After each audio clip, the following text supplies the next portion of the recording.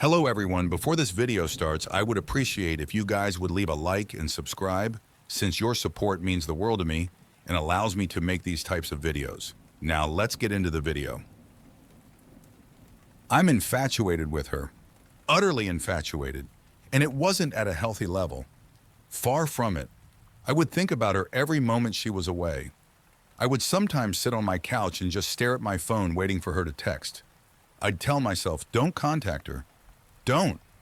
It will come off as too strong. But then I'd still find myself clicking her name on my contact list before my inner voice would continue. You don't want her to know how desperately smitten you are with her. It's unattractive. It will scare her off. No, you must wait for her to call you this time. But it was excruciating and exhausting, almost unbearable. I once heard that the ancient Greeks believed that falling madly and irrationally in love with somebody was a curse that you would wish upon your enemies. I could never understand what they meant. After all, isn't falling head over heels in love the ultimate goal nowadays? But now that it's happened to me, I have to say, the ancient Greeks were right. This is a curse. I was barely in control of myself, almost as though my infatuation with her had possessed me. The two of us were sexually active together, but still in the dating phase.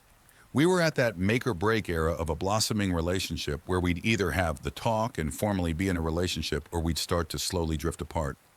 The latter of which I don't think I'd be able to cope with. Honestly, I wouldn't be able to. Almost everything about her captivated me. The way she held her hand over her mouth when she laughed.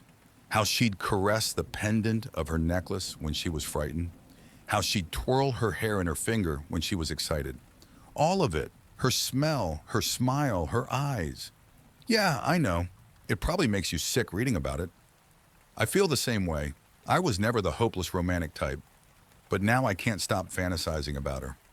I'd think about us doing the long 3-hour hike up to that magnificent view from one of our first dates.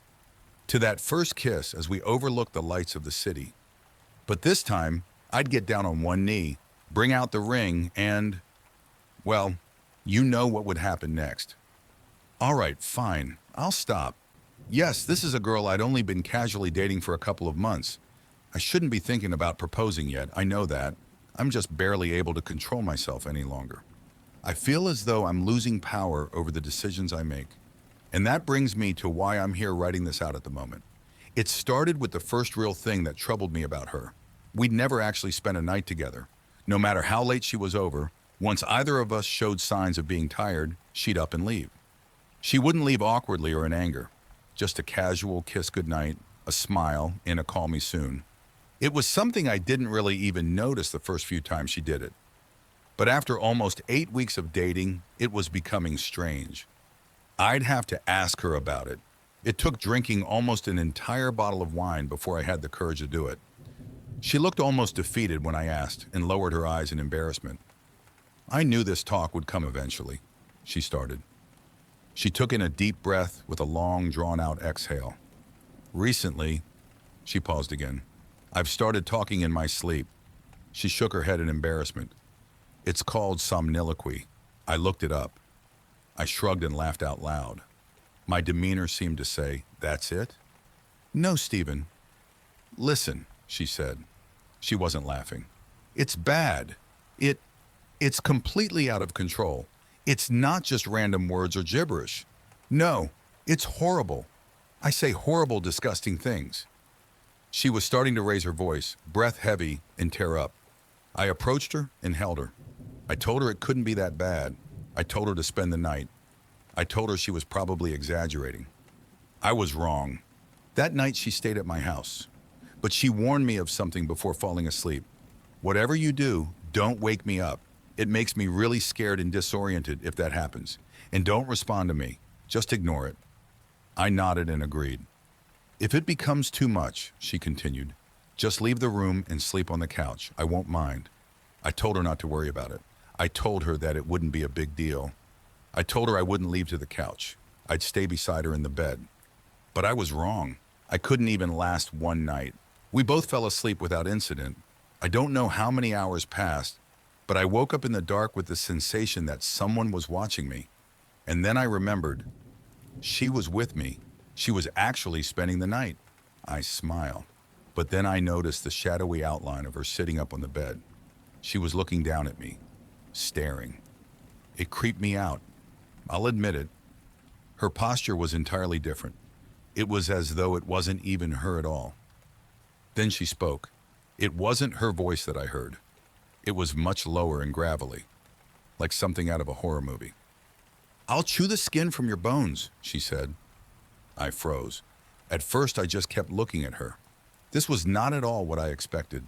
I thought it would be more like the way Tourette's is often portrayed, just random swearing and shouting. I honestly thought to myself, what will I do if she attacks me right now? What if she really does try to chew the skin from my bones? But then she just lied down and went back to sleep. I was creeped out.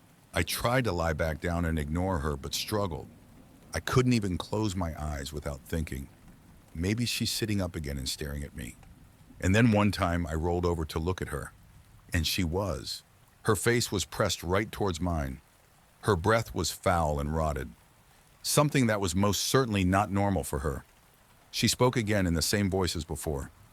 "If you don't move to the couch, you'll be dead by morning." That did it for me.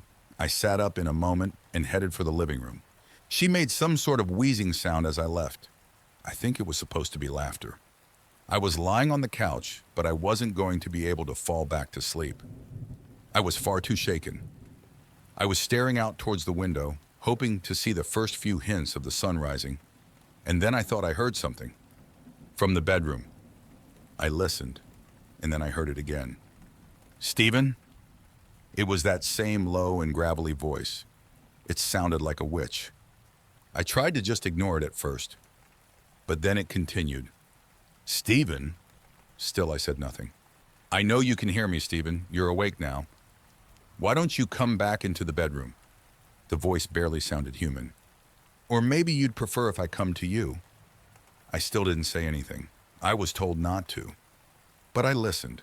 If I heard her start walking towards the bedroom door, I'm not even joking, I would have run right out of the apartment. But she had asked me not to respond to her sleep talking, so I didn't. And then I heard her once more. "Sorry if this spoils your plans." She began laughing. "The two of you were supposed to walk that trail again." She started. I wasn't even remotely prepared for what she'd say next. "You'd both be so tired when you'd reach the top. You'd look over the city. Then you'll get on one knee and bring out the ring." She began laughing. And that's when I realized this wasn't just a problem with sleep talking. It was something much more. Something supernatural. I had never told anybody about my proposal fantasy. There was simply no way she could have known about any of it. This was no longer about merely talking in one's sleep. This was about possession. I can't go back into the bedroom. I have no idea what would happen if I did. Instead, I'm going to wait it out, holding up in my living room until the sun rises. I have a couple more hours yet. I can hear her laughing occasionally in the bedroom. It's still not her voice. Still that same low-pitched cackle. But as I sit on my couch writing this out, here's what scares me the most. Maybe my infatuation and utter obsession with her wasn't normal. I said before that I felt like I was losing control of myself. More so, I believe, than the typical falling in love story. No, I fear that the infatuation I felt was the entity slowly taking control of me, of it controlling my thoughts, fears, ambitions, and anxieties. Maybe once I become completely absorbed, a transfer would occur, and she would be free of it. I know I should leave, that I should open the front door, get in my car, and drive away from here. But I can't. I can't leave her. I've already lost control.